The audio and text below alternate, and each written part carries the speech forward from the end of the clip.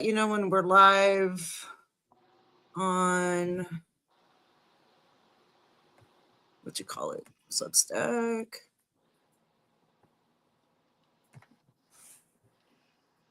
And I'm not quite sure where to find it on Facebook, but I will look. Oh, See, Onyx Rose is live on YouTube. Onyx is? Yeah. Cool. Okay, I don't see us on Substack yet. Hang on. I don't see us on YouTube either.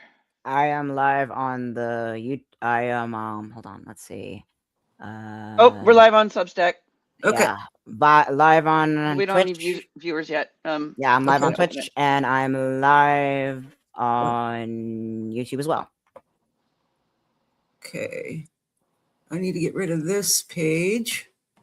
Oh, live on YouTube. Okay. Awesome. All right, we are live everywhere. Sweet. Let me pull up the Substack one. Sorry, I've got multiple things going on here.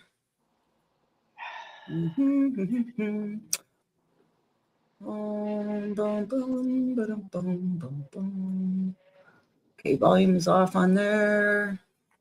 We don't have any viewers yet. That's good. How you doing, Let's viewers? hope we have them soon. I'm used to this kind of audience. What's that? My I'm iPad's used not to this working. kind of audience. Yeah. None. Yeah. Me. Oh, come on. My back is so angry.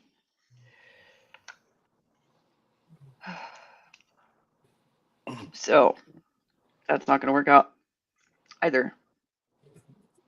You know what made me laugh the other day? What's that?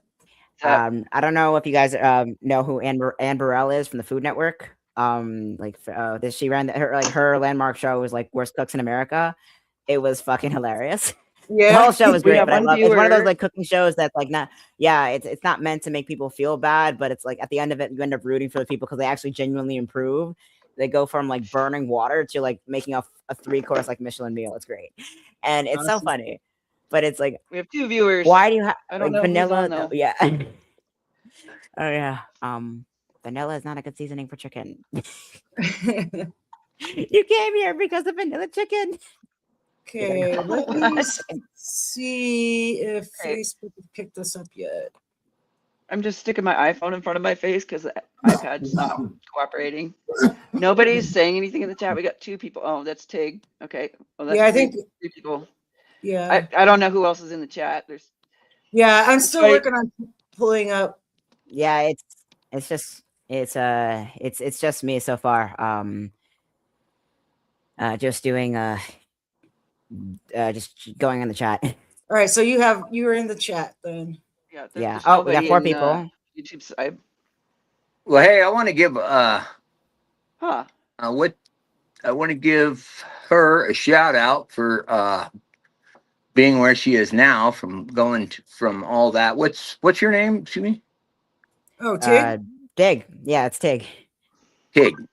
Mm-hmm. Yeah. Shout out for being where you are now. That's a hell of an achievement. Yeah. Honestly, my You're a thing strong was person. yeah, It's saving the rough. world. Addiction domination. is something else. Yeah, Tig's a badass. Hi, Yeah. Stephanie. I learned Yeah. from fellow badasses. It was elder people that lived through life, people before me that have gone through their fair share of craziness. Like badasses find badasses, and that's why I'm honestly really happy I found all of you guys. Right. Yep. Let's do it again. Do good. Yeah. On We the got 5. Stephanie G. Chronic Wilson. Lamp, there we go. Hello. Yeah, so, that's a little better. do you want to play your guitar a little bit Yeah. while we're waiting for people? Mhm. Yeah, that'd be great. Ooh. I'm still trying to find out where we are everywhere. For some reason, I can't open up the Substack live stream to see the chat, and I don't know why. I wouldn't do that on my iPad, but I have it on my phone. Yeah. I just Yeah, pulled I have my a phone chat out. open. I have my chat open in a separate tab. Yeah. But for some reason, I can see the live, but I can't open it up to. There's mental health. Schedule. Okay. Drafts. So how you doing, Stephanie? All right. No. I don't know. But Tig, you're in, so you can monitor. Yep, I gotcha. Okay. It was funny. On my live earlier, I was referring to my neighbor Ken as my 80-year-old neighbor, and Yeah. he was in the chat, so I didn't realize he was in the chat. Oh. He texted me later and he said, "This is your 80-year-old neighbor." It's like maybe I'll just call him Ken from now on. Right. on here. Yeah. Yeah. Place a little music while we get our audience gathered. I have had an immense craving for Muddy Waters as of late. Not entirely sure why. Oh. Well, Brad might Hey, be able to take care of that. Sushi. Tig's face is covered by your logo there. Oh, shoot. Okay. It is. Let me get rid of that logo.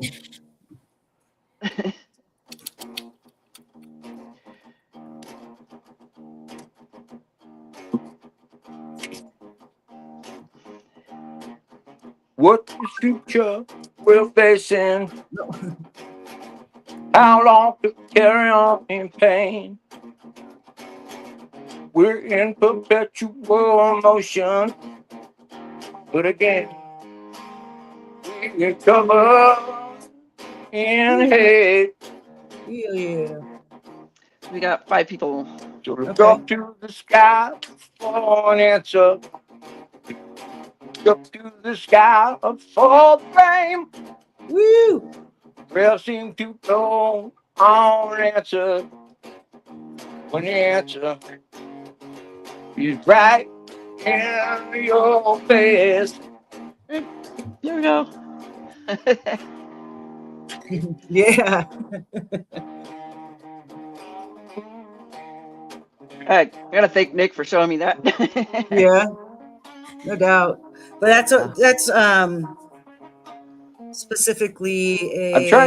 I'm trying to get Eric Gales to come teach me how to play guitar, Yeah. but he doesn't have time. Yeah. Oh, I don't remember the last time. It's been a while. I still have mine in my closet. I just added new strings to it too. It's ya? a classic guitar that I was able to workshop the bridge a little bit and added acoustic strings to a classic. It's a bit of a mess. It's an ancient one. It's an old one I've had since I was like 2010, like I was 10 years old. I can get you into a new one. Okay. Ooh. See mine? We've got 5 people. Okay. We're 8 minutes in. Ooh. All right. So, That was Oh, gorgeous. I finally got us over so where I can see chat too. So Yeah, we got it. okay. Well, let's get the ball rolling, I guess. Hey, All right. Get your Hello, guitar set everyone. down. Yeah. good evening. good Welcome. evening. Welcome How's to everybody doing? Haven. Welcome to Mine Haven. In sunny Colorado, it's beautiful here. In snowy New York, it's dark over here. Yeah, y'all Yeah. stole it from us. Too cold. Hershey, Um, Oregon. It's Tig, you want to start off rainy. with the? Oh no, there he is. What happened? I don't know. Don't touch anything, Brad. Hands up, Brad. Hands up. Hands up. Hands up. Okay, we're good. Hands up. All right. Where should I just get into right into Yeah, my just start with the and we can get disclaimer. started? Yep. Mind Haven is a podcast and weekly roundtable discussion that provides a safe space for real mental health conversations by people with lived experience. We are not trained professionals. We discuss our stories and current events and build community and solidarity around that. If you are not alone. If you're having a hard time, you're in crisis, you can call or text 988 or check the little ticker below the screen right there. And we're all just here to support each other and build a solid community. Yep, Thank you, Tig. absolutely. And so today we have a very special guest, Mr. Brad Allen, and he has quite a story to share with us. So today's topic is residual wounds and mental health, and we will let Brad take the floor. How's it going, everybody? So my story goes back probably since high school. Like most, I had a pretty good life growing up. I had a good life. We moved around a lot. And then in the 5th grade, I moved to Utah, and I loved Utah. It was great. But I grew up with drinking parents, like everybody. Nobody was a real drunk then, but there were always parties, always bottles, and in the old cupboards, they used to have all the alcohol in the lower shelves. And that was before they knew kids got in there and chugged it and then filled the bottles full of water to replace it. But through high school, it was just, party, party, party. I didn't really get a drinking problem until quite a bit later. But I always grew up around it. And I always stole their vodka and replaced it with water. Started smoking pot in like the 9th grade. And, it was just, nobody had any money, so we just got what we could get. So it was not like a huge deal. When I got older, had kids, I got married and had kids. And then with my kids, I actually coached soccer. I was a good dad. I was there, and I wasn't all drunk all the time, and so somehow my kids grew up uh, seeing what not to do. My kids are great. They didn't do anything I did, thank God. But I was always a loud, obnoxious guy. Um, my security was my sense of humor, and so I was always loud and the funny guy. Uh, and then years pass. Nothing big in between there. I was injured a lot. I got my knees were blown out, and I got smashed by glass, and got pain pills and stuff for it. But when I got married, I married the girl whose folks got us our weed, and I thought that was great. But it came with a whole slew of other problems. But that's when I found heroin. That's when the harder drugs kicked in. And I was never one to say no to anything. So I tried pretty much everything. And the heroin years was only not that long. But I contracted hepatitis C. And I didn't know it until years later when my liver was already shot. So um, I was married for 30 years. I ended up getting a divorce, and probably 10 years before I got a divorce, or maybe 20, it's hard to tell. It just seems like forever ago, but it wasn't. We both got into drugs. Alcohol was always there. And because of the environment we were in, there was always drugs. We moved to Palm Desert in this community.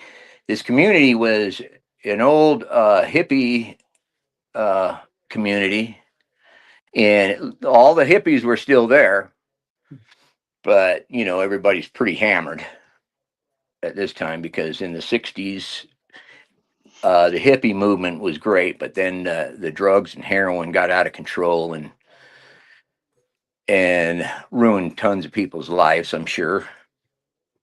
But when we got into the first time I ever tried heroin, somebody shot it into my arm.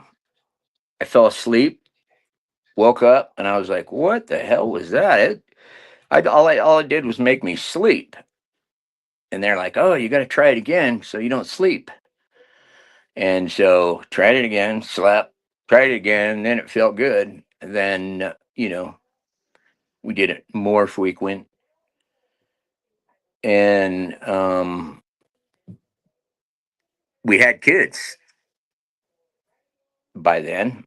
They were little, but we'd cut down on the heroin when the kids were born and everything.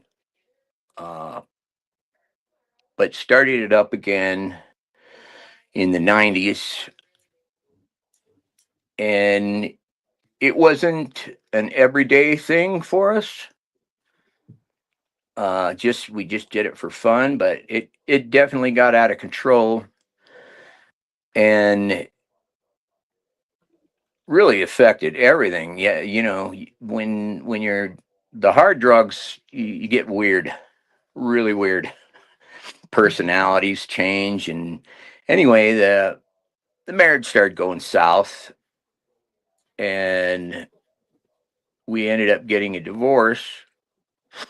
And then by that time, I was still probably doing pain pills, but I don't think we were doing heroin at that time. Meanwhile, we were drinking almost every night, at least a cocktail or something, but not heavy. But then when I got a divorce, I moved in this house, and I'd been married for so long. I was like, I had all this pin up things that I wanted to do, and being 50, I wanted to be young again. So I was a dork and made my half my house a band room. And then people would come over and play and drink, smoke pot. And I had been in the hospital so many times, the pain pills were just a part of life. And I was taking them as prescribed for the first 2 weeks. Then after that, it was more add one, add here. But by the time I really started getting tore up on them, was I could take 10 or 11 at the same time, 3 times a day. So your prescription was pretty much gone after uh, the first week. And then you sit in Jones all day long. And then I kind of mellowed out on those, but I took up all the time drinking. And I had all my friends drank, and we were all smoking weed through high school and drinking and partying. But I had a friend that he was dying of liver disease, and he drank all the way through it. And I thought, well, I'm gonna try to help him out, see if I can help him out. Well, I ended up just drinking right along with him because the help, I didn't know what actual help was at the time. I didn't have a whole definition of and list of um words that described my addiction. And then in October of 23, I had been drinking probably uh half gallon of vodka a week, and then 2 on the weekend. And it started out with just, orange juice and vodka.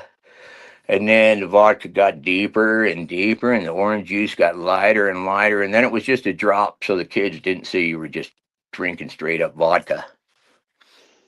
But um, my sense of humor changed, my personality changed, and I was the drunkle, and then getting really obnoxious and thinking I was funny. I don't know if you guys have ever been in a room. I'm sure you have, with the funny guy that's not funny anymore, but he's just a drunk old fucking obnoxious guy.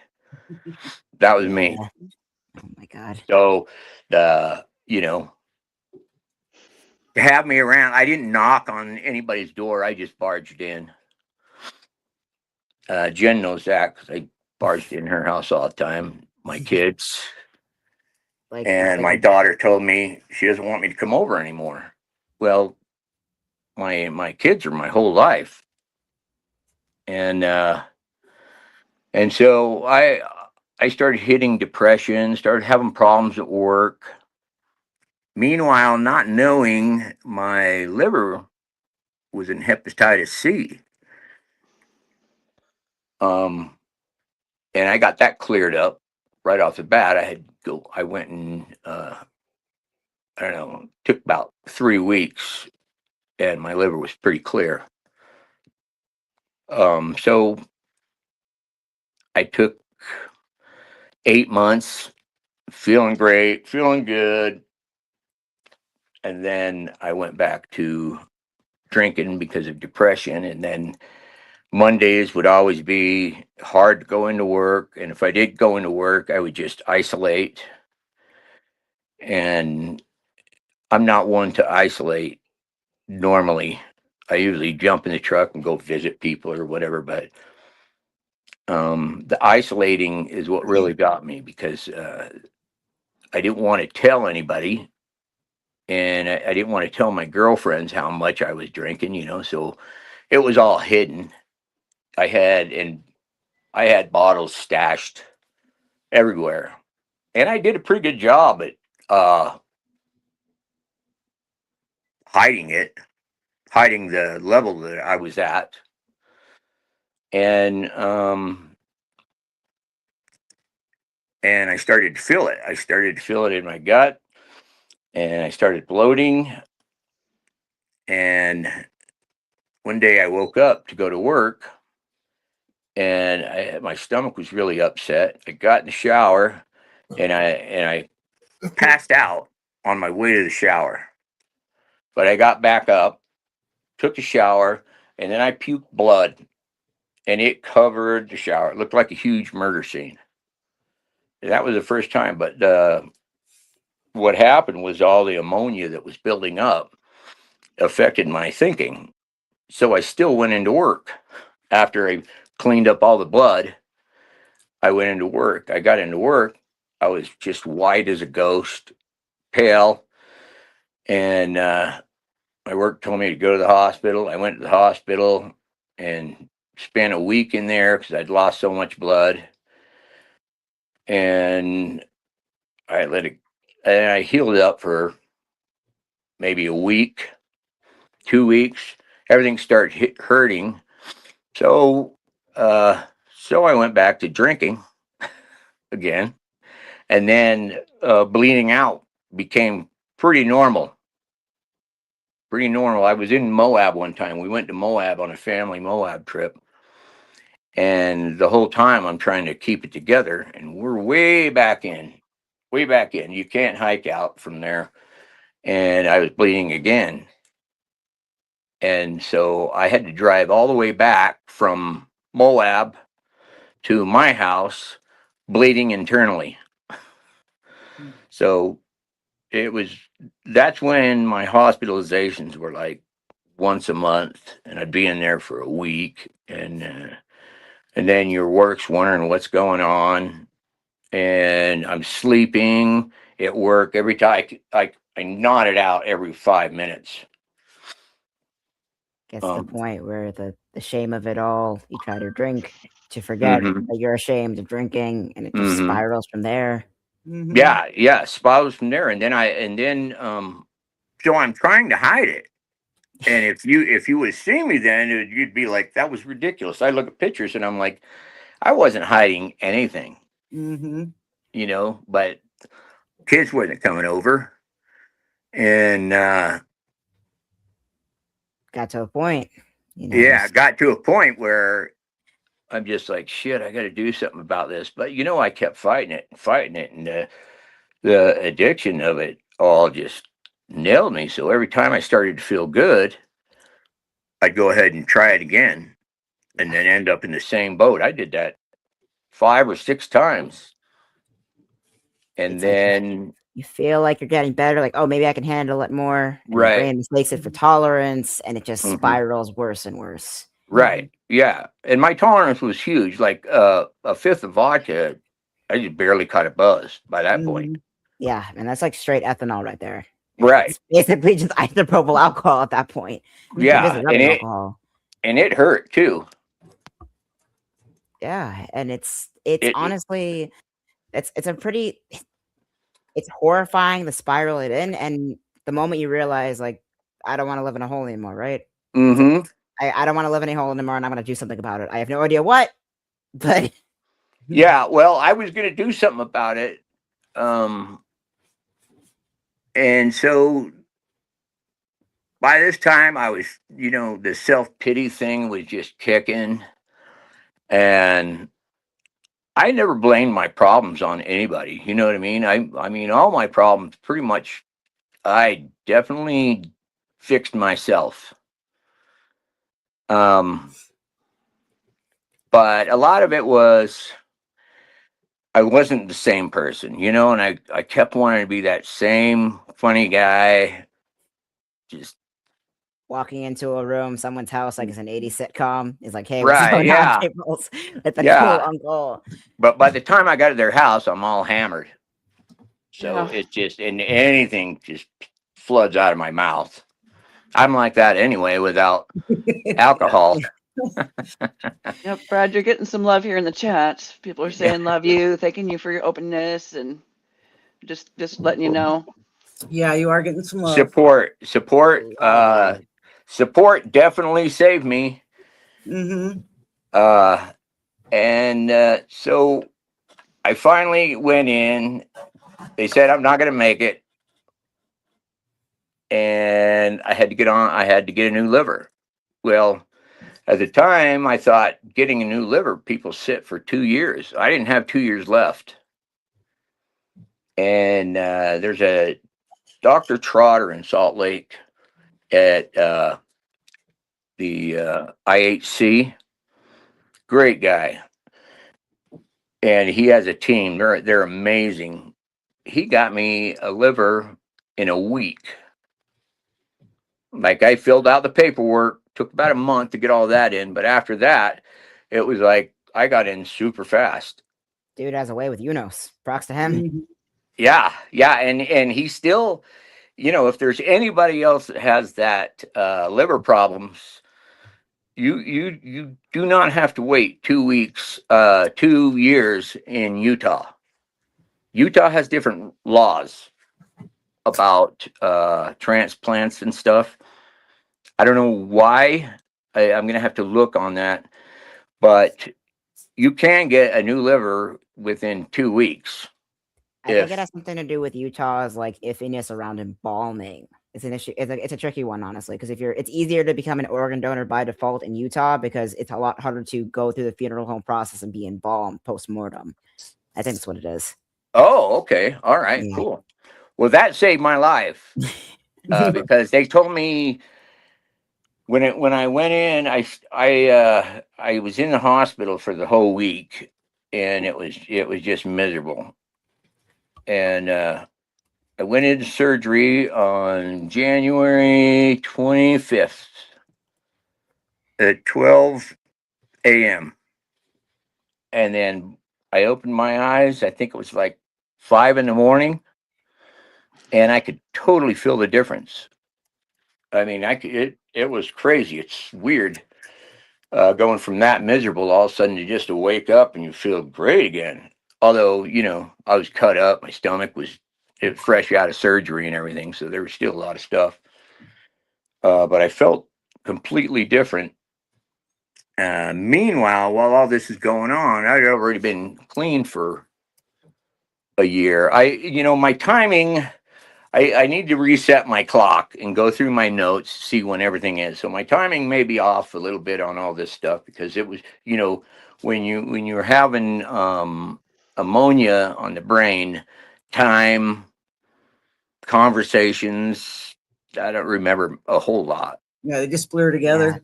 Mm-hmm. Yeah, I mean and plus like it's affects your liver full time, and that Mm-hmm. the liver And is like the second most important part of your body essentially because it has so many functions. oh boy, Yeah. the toenails, the skin, the hair, the eyes, The nervous system, the the lymphatic breathing, the system. nervous system, your brain. It's just the liver runs a lot more things than I even knew because I never looked into it. Yeah, I mean, it's a hard thing, and especially when you like you said you grew up in this like drinking culture. And I think Mm-hmm. this is something a lot of people like. A lot of my friends are, a lot of my contacts are actually like young, or like my age or a little bit older, are kind of coming into their own like their relation with alcohol and their relation with drinking, because Mm-hmm. for a good chunk of like history, like especially for like your generation as everyone else, like drinking culture is basically just alcoholism with extra steps. Mhm. Yeah. Well, and That's what drinking culture can spiral into. And yeah. and the 80s, I was in I graduated in 1985, and in the 80s, you want to be a rock star. Well, you got to party like the rock stars. Yeah. So you're always trying to keep up and drink everybody under the table and all this really, really warped thinking. Yeah. Hey, Brad, I'd like to interject right now and, Okay. bring you back to receiving the liver. Okay. Just because I saw you in that condition and we've had our own conversations about it. And Uh-huh.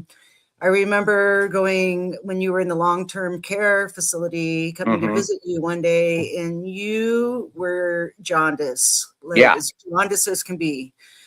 And I can't recall if you had already received news that you had got a liver donor yet or not, but we were discussing a time before that you had almost died.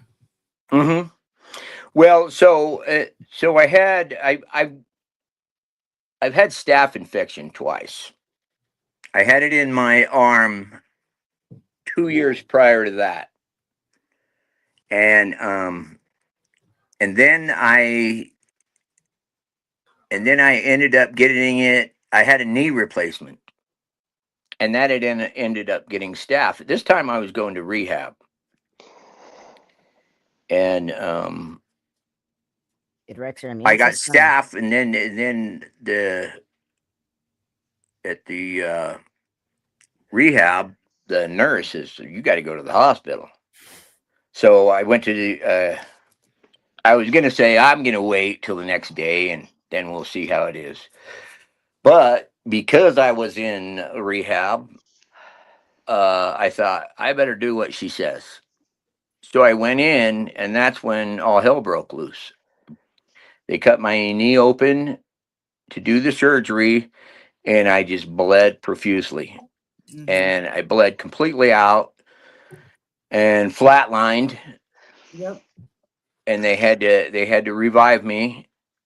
And I don't know how much blood I got. I think it was at least 5, 6 bags, but they had to keep putting blood into me, and because my kidneys shut down too.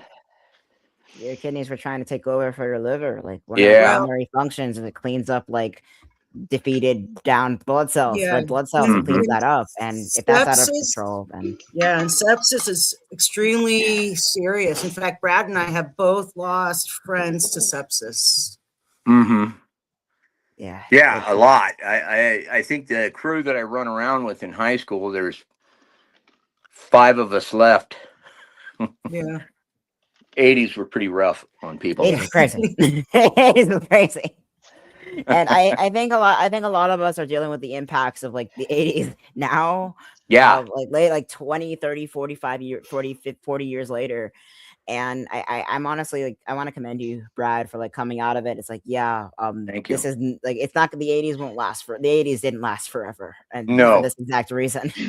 No, the 80s would never have lasted forever because everybody would be dead if it was still Yeah. like the 80s. I'm one of them. Oh my god. Yeah. Yeah. Oh, Nero's back. Oh, Yay. no, yeah. Sorry about Nero, that. welcome back. No, no, it's all good.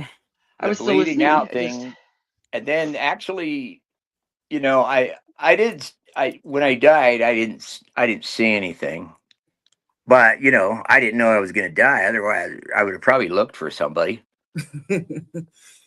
But I did have a really weird, super, super comfortable feeling. And I've always, I never forget that feeling. But after they did the surgery, after I bled out, yeah, that's why I was in the Yeah, in the long the term. hospital for so long. Yeah. Yeah, it's ICU. ICU for almost 4 weeks because it was on and off, and you can ask Jen. Nobody thought I was going to live. No, it was scary for sure. Yeah, And and like that.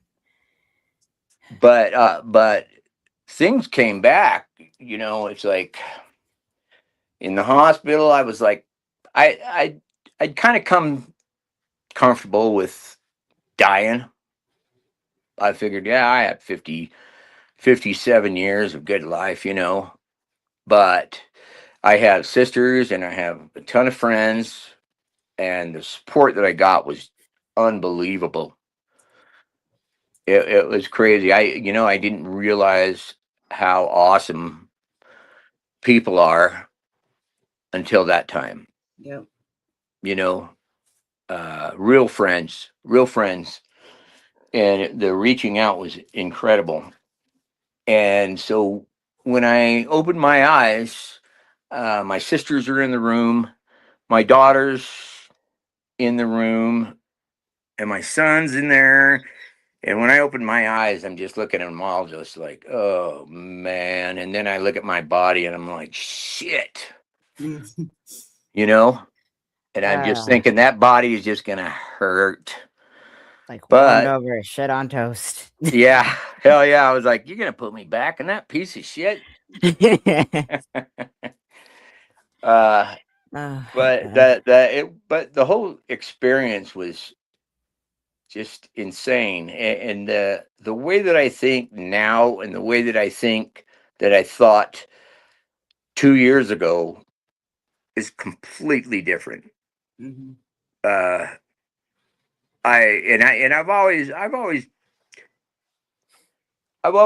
never dissed on people with addiction too much because I always knew anybody can get there. You put the right factors in place, it could really You put the happen to right anything. factors in place, and no matter how much you're judged or anything, whoever is judging you could easily fall into that place. Yep. Yeah, and it's not a moral failing either. It's a biological just hijacking, honestly. Right. This is a bit of a side note, honestly, but there is a many cases in New Hampshire of moose who like to munch on the slightly rotten apples they find on the ground. When the apples that the sugars ferment into alcohol a bit, Mhm. and they get so hammered that they will actually start attacking people. This is just human alcohol, like our relationship with to alcohol. Humans have evolved to that. Animals evolved to that. It's something humans have always done. Mhm. And I think it's something that a lot of people are coming to terms with now, that it's not some kind of moral failing as it was portrayed to be in the 80s. Like, oh, like, like the war on drugs, the whole evangelical nonsense, all of that, the whole counterculture that the Yeah. hippies were trying to fight against all that time. And I think they just like, oh, screw you, we're going in the opposite direction.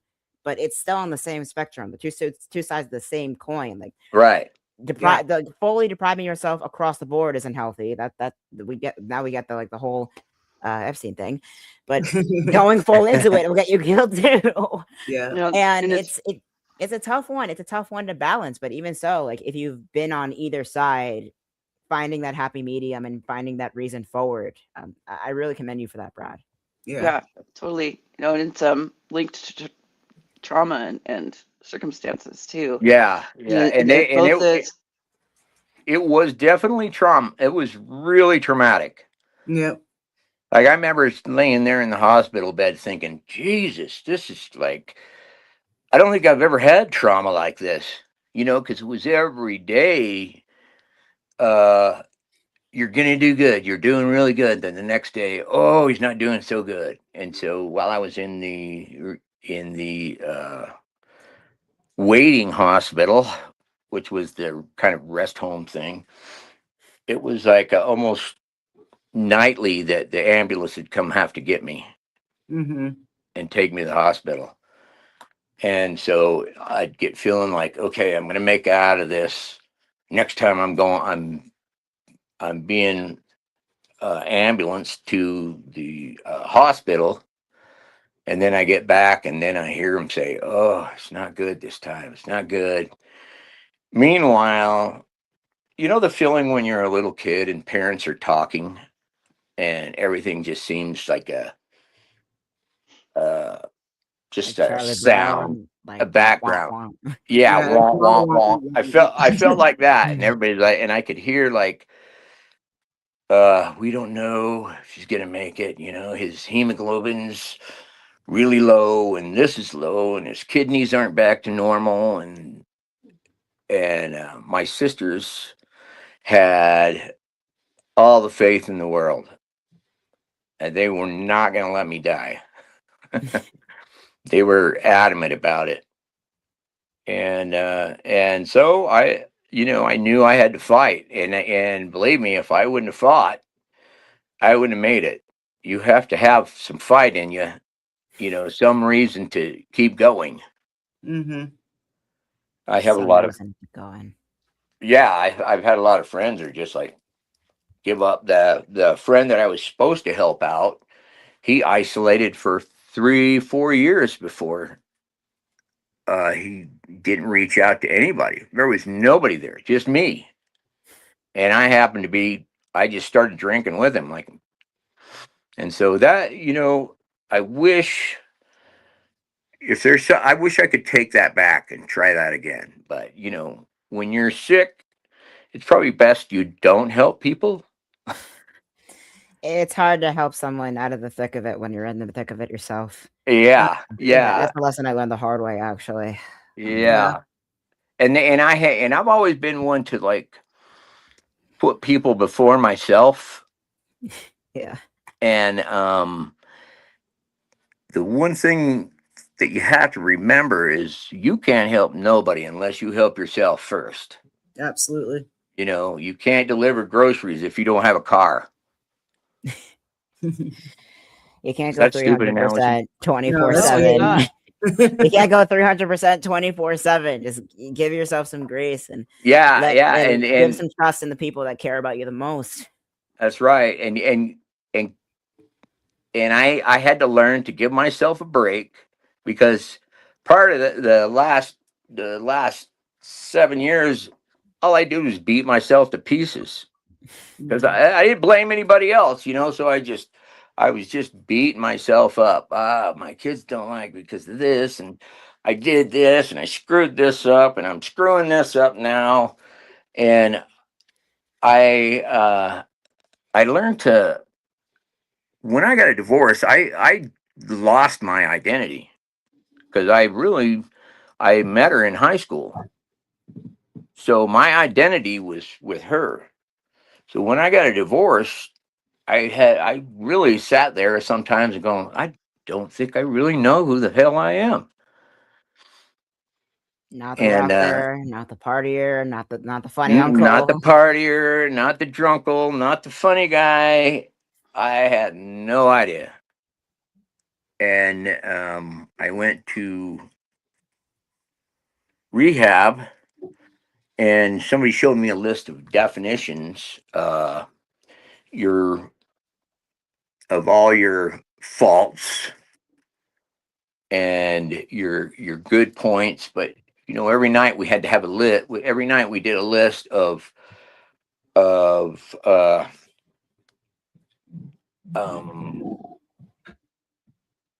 what do you call them, the anyway, a list of definitions that Oh, they called it. Help me out. It's Affirmations. No. no, not EVP. affirmations. No. Character defects. Character defects. Yeah. So when I I like found the that. list of character defects, and I started going through them, and it says, Did you feel like you were anxious tonight? Did you feel like angry? Did you feel, all these definitions?" And then I got familiar with those, and then I could start pinpointing at least what my addiction was. Or at least what the drinking was meant to cover up. It's like Right, you're trying to numb instead of feeling a feeling. right, yeah, You drink instead so you don't have to. And right, but and something I've really tried to learn is that feelings and emotions are not a defect in a way. They're instincts. Their emotions are just mhm, another word for instincts. They're there to keep you alive as a human being. Anger has a right, purpose. Fear has a purpose. Sadness has a purpose. Joy has a purpose. All that has a purpose. mhm, And it can be tough, like when you spend your entire life dulling your instincts because it's too intense, and you just start to try to figure out get in touch with those instincts again. right. Hang on, I messed And my learning phone how up. to deal Sorry. with the intensity. Yeah. Part of the thing, substance abuse and alcohol abuse is it when people have a lot of issues with dealing with that intensity. You want to Yeah. shut it up. Yeah. Uh-oh, we lost Brad. I think Brad. There we Sorry. go. Oh, you're good. My phone keeps popping up this message, and it tells me all commands, and I'm like trying to get it off there. All right. I mean, Anyhow, the rehab that I went to was Action. It's called Action. It's up in South Ogden, and the therapists are really good. It's a really good place. I learned so much about myself, and I did. And then I got into AA. That's a whole separate uh, thing you could talk about forever. But it helped me find who I was, and and by doing that, it enlightened me to a lot of things, and a lot of things that I didn't realize about myself. I mean, you have these incredible qualities that you don't even know you have for most of the time, yeah. most of your life, and until you start loving yourself, it's hard to find those qualities. Yeah, it's just learning to see And what the people that care about you see in you. right, and to be super honest with yourself. And because I had stacked my life up in lies, by the end, because I was drinking. Then the only time I used to say, the only time I ever lie is to get out of trouble. Yeah. So that was pretty much all the time. Yeah. Yeah. Something And about identity is that identity is just the narrative we tell ourselves that justifies our existence, essentially. So right, if the story you tell yourself is not true, then that kind of just makes it vulnerable, you know? yeah, that's true. And my story of myself before was way worse, I think, than it probably was. Uh, well, I know it was, because I've had a pretty good life, and I just chose a lot of wrong paths. But anyway, uh, some with dying really cleared up the identity crisis that I was having, and I chalk it up to dying anyway. Yeah, it's It could have been some other brain functions. I mean, you have to reevaluate what your story is My when you're whole facing the narrative, end of yeah, when you're yeah. facing So, the end of it.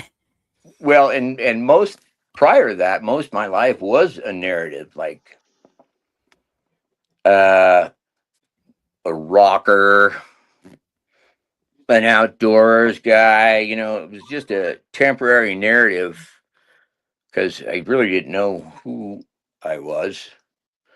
But after going through that and going to the rehab and stuff, finding myself is a major part of my success to now. Yeah. I haven't drank since I got the DUI, and that was Yeah. 2.5 years ago. Yeah. Woo! 2.5 years sober. Let's get it. And now I look at it and I'm like, how in the hell did I get there? It's like I drank way past the fun. Yeah. I drank into, so I was just miserable. And Oblivion. then our brain thinks, well, you can get out of this, just have a drink and you'll be back to normal. It's fooling you because you know that's not going to happen. When your Mhm. normal becomes When your inebriated. normal becomes just a total fictitious lie you tell yourself, then it's no fun anymore. Yeah. And so being in the hospital all that time, I didn't worry about the bill, didn't worry about anything. But the incredible experience was the support. And there's a lot of people that were in there that had no support. Mhm. And I was like, God damn, that would be really tough. Like what kind of With mistakes you made that you're doing this on your own. yeah, Mm. yeah, especially when there's not a room full of people. Luckily, I had a ton of friends. My room was always full of people. Yeah. Yeah, it was pretty awesome. But I got to the point where they said, well, I went in after they sent me home after the hospital stay, you know, the convalescent center or whatever I was in. And then they said, just wait. And they called me, and I thought, wait, you know, it's going to be a month or two. I got to live like this for a month. And then next week, they called me and said, get in here. And it was like, wham, bam, went in, woke up with a new liver. Yeah. Amazing. It was, Amazing stuff. yeah, it was. And then I woke up alive, you know, when I opened my eyes, I'm like, Yeah. wow, I mean, Brad, the new I have a liver, when question it for gets you. in, it kicks in. It kicks in. It kicks in it and goes does. straight to Yeah. work. I have a question for you, Brad. Uh Since huh. your new lease on life, what has been your favorite thing since then? You know, my favorite thing is people. I love people. Yeah. I hate assholes. Mhm. There's two colors of people in this world. And I'm going to say asshole is a color, and kind is its own color. So Mhm. there's assholes and there's kind people. Well, I I'm attracted by kind people, and I love kind people, and honestly, it it keeps me going. And plus my guitars, and my girlfriend's super awesome, and she's actually a licensed therapist, Mhm. Oh, cool. so that worked out for me. Yeah, I mean, you I can should have known bring I kind needed one of those a long time ago. I mean, if you have kind people, if you have a appreciation for kind people, that's not something you learn. That's something that's ingrained in you. You know. That is And you're right. ingrained. There's assholes and there's kindness, and if your Yep. default is kindness, no matter how Yeah. many times you try to isolate yourself, they'll just come, they'll break down the door and bring you back out. Right. Yeah. And you know, kind people come in all colors, and asshole comes in all colors and sizes. All But shapes, sizes. I right now, I mean, we see a lot of stuff that's on the TV, and we see a ton of assholes. Mhm. They get the most attention right now, anyways. Yeah, yeah, it gets the And most it's, attention on the TV. But when I go outside and I talk to people, like now, I moved to Colorado about 8 months ago, Jen. Yeah, about that. Yeah, and this place is the most beautiful place that I've ever been to. The mountains, everything's in 360 degrees. So the mountains and the desert, everything's 2 hours away. Yeah. Beautiful here. There's no pollution. And it's a small, kind of sleepy town. Here they think it's big, but it's not big. I mean, it feels big because it's expansive. It's huge. Right. Yeah. Yeah. But not totally full of people. Yeah. I mean, that's And a nice kind of big. It's yeah. expansive. Yeah. And the mountains here are just unreal. And so I'm living in this awesome place. And I'm retired. And I'm surrounded by guitars right now. Mhm. So it's like I died and I woke up, and this is what I always wanted to do anyway. Right. So things got answered. And I'm not religious. I despise religion, but I am spiritual. And there is a God for me, you know what I mean? Yeah. Yeah. And I see that every day until I turn on the TV, and then every once in a while I go off and have a fit, but doesn't last long. But I think the stuff that I've been through in the last 5 years has just been incredible to me, because it was so far, so deep down and dark at one point, and at this point it's so awesome. Like, I used to worry about bills, money, everything, and it turns out I have enough for everything I need, you know? Yeah. And it just, I don't know, I think when you live that kind of life and you can come out of it, it's amazing. That's why I always tell people, like, if it's dark where you're at, it's hard to tell somebody to get help. Yeah.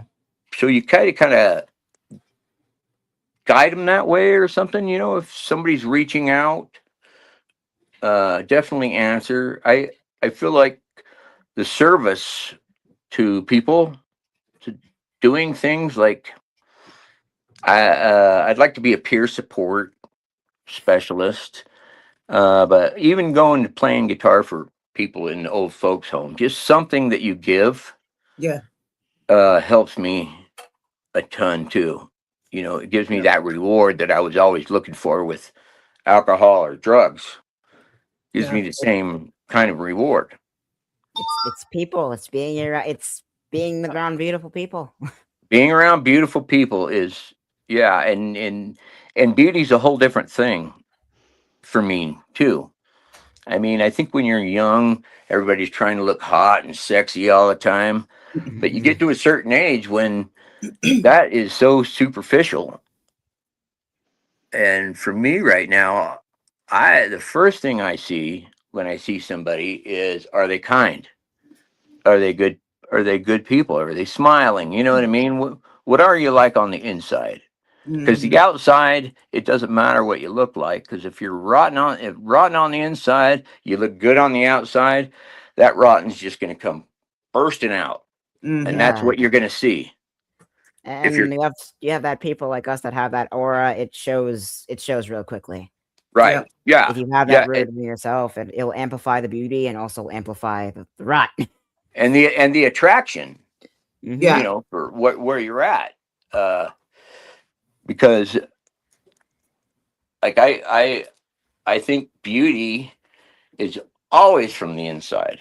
Mhm. And then when you see the inside, you don't really look at the outside very much anymore. Yeah. Yeah.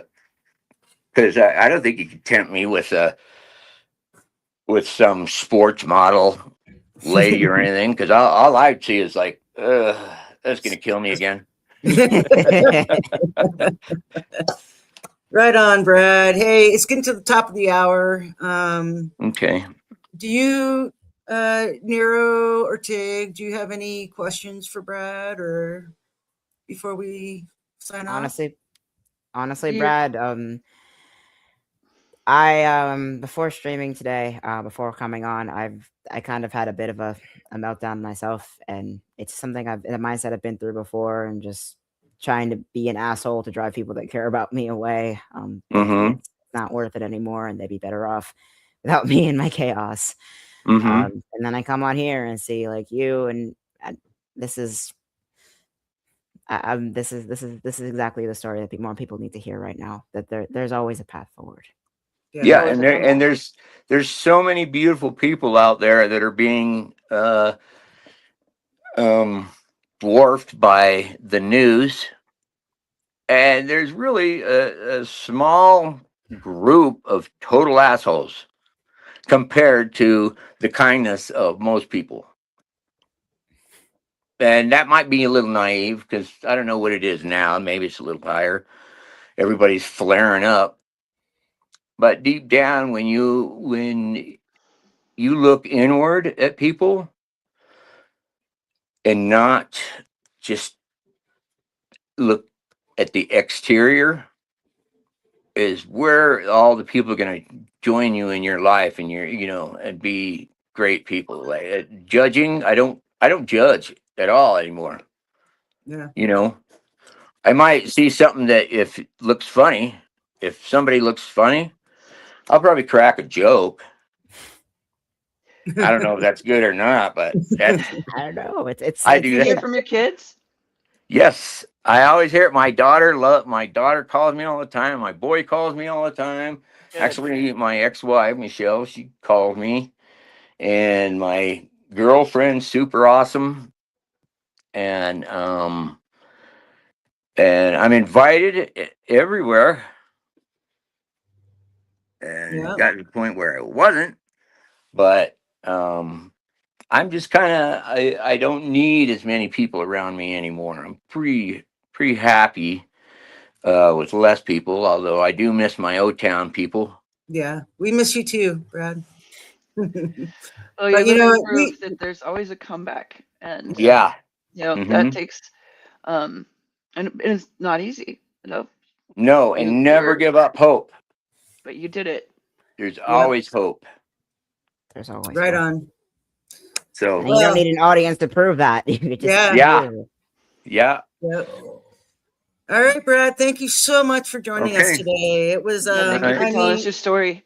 yeah, It was definitely needed. I've known Yeah, Brad for a very long time, and I know yeah. his story. And when he said, "Hey, can I come on and tell my story?" I said, "Absolutely." So, thank you again, and we will have And you back whenever you want to talk or join in a conversation, Brad. okay, I just want to add one thing. Sure, yeah. Make sure you get, if anybody has liver problems, they're looking at new livers. IHC, Dr. Trotter at IHC. Don't hesitate to give him a call. Yeah, and that's in You don't have to Utah. wait. Yeah, Yeah. it's Also, Intermountain Healthcare. So, Hmm. also look into your state's like embalming laws that could make or break things. Right? yeah, Yeah. I don't want to be embalmed. I mean, yeah, why? no, It just seems really counterintuitive. Why do you need to be no, preserved before you're going in the ground? I don't That know. plus the vast of the caskets are like 50 grand. What? Oh, it is this beautiful aluminum casket with mahogany and free yeah, Wi-Fi. yeah. I want to Cremation be got buried for Wi-Fi. free. All I'll right, involve you. guys. All All right, right, everyone, have ladies. a great night. Thank Thank you. you We'll so see much. Love you guys. Everybody, heart. Yeah, Love you love you, guys. Brad. Love the Talk to the kindness. hearts. Love the Woo, kindness. woo. My All heart right. isn't that good because my fingers. Oh, That's there you okay. go.